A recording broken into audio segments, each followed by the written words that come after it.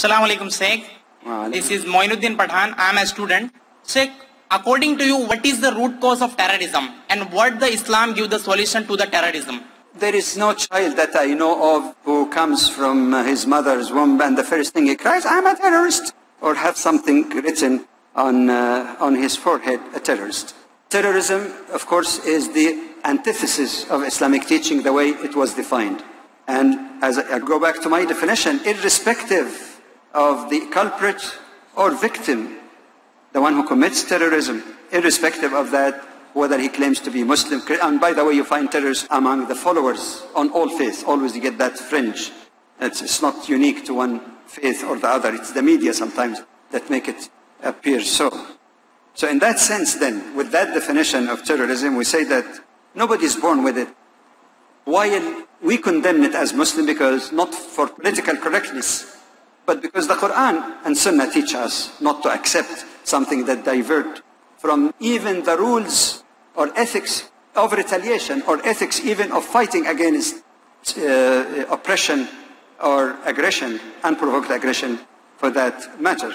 But I think it's quite clear to anyone who give it a thought, not emotional thing, not just following the media stereotypes, that this phenomenon of violence is more likely to appear and be enhanced in periods of social, economic and political turmoil.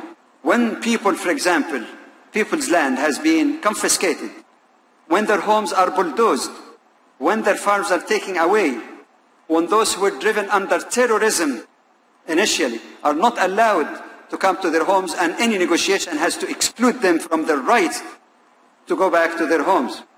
When children are shot point blank and the evidence is overwhelming, I'm sure you must have seen many of those pictures in the internet. When terrorism, state terrorism, is heavily applied as if shooting in fish in a bowl. When all that happens, one can understand, though not condemn, that some people will be driven by these brutalities, sustained brutalities, not for 1 year or two, for decades, more than 6 decades of patience, of waiting, only to find that the world and those who make decisions in the United Nations and Security Council are turning their face the other side as if nothing has happened, not stopping at that, but continue to funnel trillions of dollars, if you take it over the years, military equipments, political support to prevent any legitimate censure of these brutalities and that terrorism that has been going on for 60 years. One can understand why some people might be driven to the wall, but not agree with them. And still we condemn any act that deliberately targets innocent people. So these are the issue.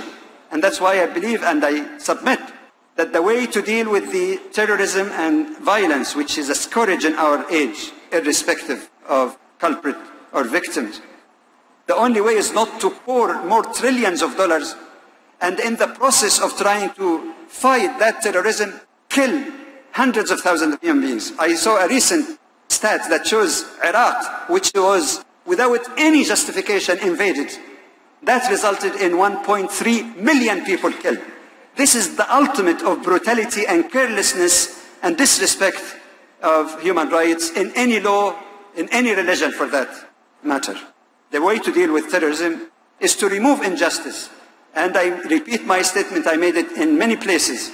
No peace, no justice. No justice, no peace. You have to deal with the real and the heart of the problem of injustice. And it would cost you, I submit, a fraction of the waste of lives and treasure. This is a personal view. Thank you.